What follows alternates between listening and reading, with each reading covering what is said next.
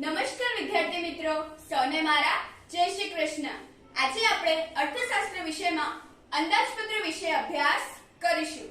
તો મિત્રો, અંદાજપત્ર સમજાવતા પહેલા હું તમને થોડાક ઉદાહરણો દ્વારા સમજાવું કે જ્યારે આપણે આપણા ઘરને ચલાવવા માટે આખા મહિના દરમિયાન ખર્ચ અને આવકના જે અંદાજો કાઢવામાં આવે છે તેને પણ અંદાજપત્ર કહી શકાય, કેમ કે ઘર ચલાવવા માટે કેટલા ખર્ચા હોય છે અને તે ખર્ચાને પહોંચી વળવા માટે કેટલીક આવકો પણ હોય છે, તો આ આવકોના અંદાજો કાઢવામાં આવે છે। તેવી જ રીતે શાળા ચલાવવા માટે કે શાળા ચલાવવા માટે આખા વર્ષ દરમિયાન શાળા પાસે કેટલા ખર્ચા છે, દાખલા તરીકે વીજળીનો ખર્ચ, બીજું પુસ્તકોનો ખર્ચ, એવા તો કેટલાય ખર્ચાઓ હોય છે કે જેને પહોંચી વળવા માટે શાળાએ તેની આવક પણ જોવી પડે છે। આમ ખર્ચ અને આવકના અંદાજો કાઢીને આખા વર્ષ દરમિયાન શાળાનું વ્યવસ્થાપન ચલાવવાનું હોય છે, તો તેને પણ અંદાજપત્ર આપણે કહી શકીએ। તો જેવી રીતે ઘર ચલાવવાનું હોય છે, શાળા ચલાવવાની હોય છે, તેવી જ રીતે મિત્રો સરકારે દેશ પણ ચલાવવાનું જ હોય છે ને। તો આ દેશ ચલાવવા માટે જે આવક અને ખર્ચના જે અંદાજો કાઢવામાં આવે છે તેના હિસાબી પત્રને અંદાજપત્ર કહેવામાં આવે છે। મિત્રો, હવે આપણે અંદાજપત્રનો અર્થ જોઈશું। તો મિત્રો, અંદાજપત્રની આપણે વ્યાખ્યાની વાત કરીએ તો સરકાર દ્વારા આવનારા નાણાકીય વર્ષ માટે રજૂ કરવામાં આવતા ખર્ચ અને આવકના અંદાજિત હિસાબ પત્રને અંદાજપત્ર કહેવામાં આવે છે। એટલે કે અંદાજપત્ર તે હાલના વર્ષ માટે નહીં પરંતુ આવનારા નાણાકીય વર્ષ માટે રજૂ કરવામાં આવે છે અને આવનારા નાણાકીય વર્ષમાં સરકારે કયા કયા ખર્ચા કરવા છે, સરકારે પ્રજાનું કલ્યાણ માટે કયા કયા વિકાસ કરવાના છે તેના અંદાજો કાઢવામાં આવે છે અને એ વિકાસ, એ ખર્ચને પહોંચી વળવા માટે સરકાર કઈ રીતે આવક ઊભી કરશે તેના અંદાજો કાઢવામાં આવે છે। એટલે કે અંદાજપત્ર તે હાલના વર્ષ માટે નહીં પરંતુ આવનારા વર્ષ માટે કયા કયા ખર્ચાઓ કરવાના છે અને તે ખર્ચને પહોંચી વળવા માટે સરકારે કેવી રીતે આવક ઊભી કરવાની છે તેના અંદાજો કાઢવામાં આવે છે અને આ રીતે આવનારા નાણાકીય વર્ષ માટે અંદાજિત હિસાબપત્ર રજૂ કરવામાં આવે છે, જેને અંદાજપત્ર કહેવામાં આવે છે। તો મિત્રો, આ અંદાજપત્ર એવું નથી કે આવનારા નાણાકીય વર્ષ માટે બનાવી દીધું તો તે જટિલ થઈ જાય કે તેમાં પરિવર્તન થતા નથી। ના, તેમાં પરિવર્તન થાય છે, કેમ કે આપણું અર્થતંત્ર એક એવું અર્થતંત્ર છે કે જેમાં દિવસે દિવસે નવા નવા પરિવર્તનો આપણને જોવા મળે છે। તો જે દર વર્ષ માટે જે અંદાજપત્ર વિચારવામાં આવે છે તેમાં ફક્ત થોડુંક બજેટ એટલે કે થોડાક નાણાં મૂકી દેવામાં આવે છે કે આ નાણાં ખર્ચ માટે છે અને અહીંયાથી આપણને આવક પ્રાપ્ત થશે, તેમાં ફરીવાર પરિવર્તનો શક્ય છે। દાખલા તરીકે 2019માં જે અંદાજપત્ર રજૂ થયો હતો તેમાં કોઈને ખ્યાલ હતો નહીં કે ત્યાર પછી વૈશ્વિક મહામારી કોરોના આવી જશે અને આપણું અર્થતંત્ર આખું એને ખૂબ નુકસાન થશે, અર્થતંત્રમાં કોઈ પણ પ્રવૃત્તિ થશે નહીં, તે કોઈને ખ્યાલ ન હતો। પરંતુ ત્યારે જે કોરોનાની મહામારી આવી અને ત્યાર પછી આપણા અંદાજપત્રમાં ફેરફારો કરીને પણ દેશને ચલાવવામાં આવ્યો। ભલે ને કોઈ આર્થિક પ્રવૃત્તિ ન થતી હતી તો પણ પ્રજાના કલ્યાણને ધ્યાનમાં રાખવામાં આવ્યું હતું અને આ રીતે અંદાજપત્રમાં પરિવર્તનના આધારે જુદા જુદા ફેરફારો કરવાના હોય છે અને અંદાજપત્ર તે જટિલ નથી પરંતુ દેશના વિકાસ માટે એક રચવામાં આવેલું હિસાબપત્ર છે કે જેનાથી દેશનું કલ્યાણ અને દેશનો વિકાસ સારી રીતે થઈ શકે।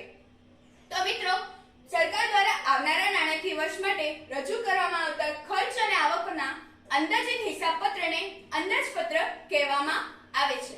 હવે આ અંદાજપત્ર કોણ રજૂ કરતું હશે?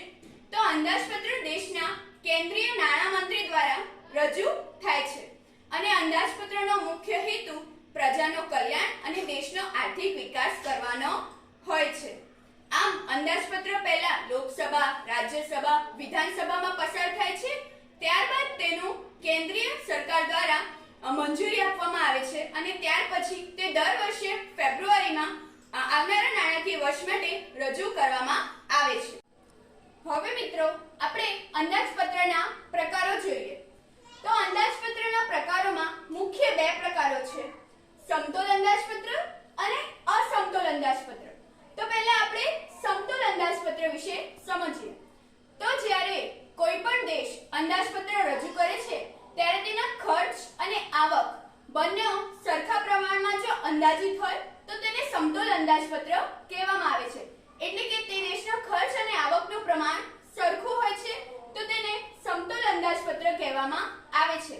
આ અંદાજપત્ર મુખ્યત્વે આપણને વિકસિત દેશોમાં વધુ જોવા મળે છે, કારણ કે ત્યાં વધુ વિકાસ થઈ ચૂક્યો હોય છે તો ત્યાં સરકારે વધુ ખર્ચ કરવો જ પડતો નથી, તો ત્યાં ખર્ચ અને આવકના અંદાજો સરખા જોવા મળે છે. તો આમ સમતોલ અંદાજપત્ર વિકસિત દેશોમાં આપણને વધુ જોવા મળે છે. દાખલા તરીકે અમેરિકા જેવો દેશ કે જેનો ઓલરેડી વિકાસ થઈ ચૂક્યો છે તો ત્યાં આપણને સમતોલ અંદાજપત્ર જોવા મળે છે. તો મિત્રો, આ સમતોલ અંદાજપત્રના ફાયદા શું છે કે દેશને વધુ પડતા વેરા થતા નથી, એટલે કે દેશ પર બોજ વધતો નથી. બીજું કે પ્રજાએ વધુમાં વધુ ટેક્સ ભરવો પડતો નથી, કારણ કે પ્રજા માટે કોઈ વધુ આવક વસૂલવામાં આવતી નથી, એટલે પ્રજાએ ટેક્સ ભરવો પડતો નથી. તો આ સમતોલ અંદાજપત્રના ફાયદા છે. બીજો એનો મોટો ગેરફાયદો એ છે કે વિકસિત દેશોમાં પણ એવી જરૂરિયાત જો આવી જાય કે અચાનક કોઈ ખર્ચ કરવો પડે કે દેશના વિકાસ માટે કોઈ યોજના નક્કી કરવી પડે, ત્યારે દેશે વધુ ખર્ચ માટે બજેટ નક્કી જ ન કર્યું હોય તો તેઓ પ્રજાનું કલ્યાણ કઈ રીતે કરી શકે? આમ તે સમતોલ અંદાજપત્રનો ગેરફાયદો છે. બીજું કે પ્રજા પર બોજ વધતું જાય છે, કારણ કે પ્રજાના કલ્યાણ માટે કોઈ યોજના નક્કી જ થતી નથી. તેઓ એવું વિચારે છે કે હા, હવે તો વિકાસ થઈ ચૂક્યો છે, હવે શું કરવું? તો પ્રજાનું કલ્યાણ થતું નથી. તો તે સમતોલ અંદાજપત્રના ગેરફાયદા છે. તો આ તો હતું સમતોલ અંદાજપત્ર. હવે આપણે જોઈએ અસમતોલ અંદાજપત્ર. તો જેવી રીતે સમતોલ અંદાજપત્રમાં ખર્ચ અને આવક સરખા હતા, તેવી જ રીતે અસમતોલ અંદાજપત્રમાં ખર્ચ અને આવકનું પ્રમાણ સરખું હોતું નથી. તેમાં કાં તો ખર્ચ વધુ હોય કાં તો આવક વધુ હોય. એવી સ્થિતિ જો આપણને દેશના અંદાજપત્રમાં જોવા મળે તો તેને અસમતોલ અંદાજપત્ર કહેવાય છે. હવે અસમતોલ અંદાજપત્રમાં પણ મુખ્ય બે પ્રકારો છે. હવે મિત્રો, આપણે ખાધવાળા અંદાજપત્ર વિશે સમજીએ. તો ખાધવાળા અંદાજપત્રમાં સરકારે વિચારેલા અંદાજિત હિસાબપત્રનો જ્યારે ખર્ચ વધી જાય અને આવક ઘટી જાય તે અંદાજપત્રને ખાધવાળું અંદાજપત્ર કહેવામાં આવે છે. ખાધ એટલે કે ખર્ચ. તો જ્યારે હિસાબના અંદાજપત્રમાં ખર્ચ વધી જાય ત્યારે ખાધવાળું અંદાજપત્ર ઉદ્ભવે છે. તો મિત્રો, આ ખાધવાળા અંદાજપત્રના ફાયદા અને ગેરફાયદા આપણે જોઈએ. તો ખાધવાળા અંદાજપત્રના ફાયદા એ છે કે પ્રજાના કલ્યાણ માટે દેશમાં વધુ ખર્ચ થતું હોય છે, તેથી ખાધવાળું અંદાજપત્ર ઉદ્ભવે છે. બીજું કે એના ગેરફાયદા એ છે કે ખાધવાળા અંદાજપત્રથી સરકારનું દેવું વધી જાય છે અને પ્રજા પર વધુ પડતો ટેક્સનો દેવું વધી જાય છે, કે વધુમાં વધુ ટેક્સ સરકાર લોકો પાસેથી ઉઘરાવતા હોય છે, કારણ કે તેમને પાસે ખર્ચને પહોંચી વળવા માટે આવક નથી. તો આમ ખાધવાળો અંદાજપત્રના ફાયદા તો છે, પરંતુ ગેરફાયદા પણ છે. ફાયદા એ છે કે દેશનું કલ્યાણ થાય છે, વિકાસ થાય છે, અને ગેરફાયદા એ છે કે સરકાર પર દેવું વધી જાય છે. એવી જ રીતે અસમતોલ અંદાજપત્રનો બીજો પ્રકાર છે પુરાંતવાળું અંદાજપત્ર. જેવી રીતે ખાધવાળા અંદાજપત્રમાં ખર્ચ વધુ હતો, તેવી જ રીતે પુરાંતવાળા અંદાજપત્રમાં આવક વધુ હોય છે. એટલે કે આ પુરાંતવાળા અંદાજપત્ર આપણને વિકસિત દેશોમાં વધુ જોવા મળશે, કે જ્યાં ખર્ચ કરવામાં જ નથી આવતો. તો જ્યારે ખર્ચ નથી થતો તો દેશ પાસે જે આવકો આવે છે તે આવકનો એક જથ્થો ભેગો થઈ જાય છે, અને એ આવકનો દેશના કલ્યાણ માટે ઉપયોગ કરવામાં આવતો નથી. અને આ પુરાંતવાળા અંદાજપત્રમાં આવક દિવસે દિવસે વધતી જાય છે અને ખર્ચ કરવામાં આવતા નથી. તો આ પુરાંતવાળા અંદાજપત્રના ગેરફાયદા એ છે કે આવક ખૂબ વધતી જાય તો પણ પ્રજાના કલ્યાણ માટે સરકાર કઈ નવી નીતિ કે નિયમો બનાવતા નથી.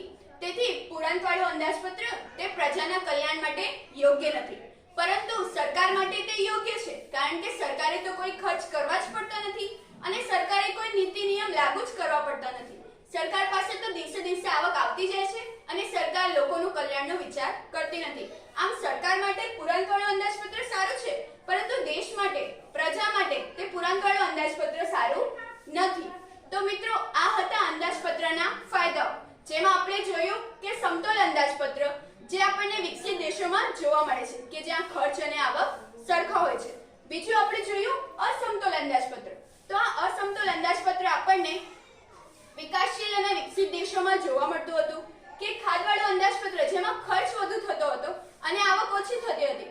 તો આવા અંદાજપત્ર આપણને ભારત જેવા દેશમાં જોવા મળે છે, કારણ કે આપણા દેશમાં આર્થિક વિકાસ માટે વધુ ખર્ચાઓ થતા હોય છે અને આવક ઓછી પ્રાપ્ત થાય છે. બીજું આપણે જોયું કે પુરાંતવાળું અંદાજપત્ર કે જેમાં આવક વધતી જાય છે અને ખર્ચ તો નહીવત થાય છે. તો તેમાં સરકારને તો તે લાભદાયી છે પરંતુ દેશને લાભદાયી નથી. હવે આવા પુરાંતવાળા અંદાજપત્ર આપણને વિકસિત દેશોમાં જોવા મળે છે. દાખલા તરીકે અમેરિકા છે, એવા દેશોમાં પુરાંતવાળું અંદાજપત્ર આપણને વધુ જોવા મળશે કારણ કે ત્યાં વધુ ખર્ચા કરવા પડતા નથી. આ રીતે આપણે અંદાજપત્રના પ્રકારો સમજી ગયા. હવે અંદાજપત્રનો અર્થ અને પ્રકારો તમને ધ્યાનમાં આવી ગયા હશે અને તમે સારી રીતે સમજી ગયા હશો. આજે આપણે આટલો જ અભ્યાસ કરીશું. ધન્યવાદ.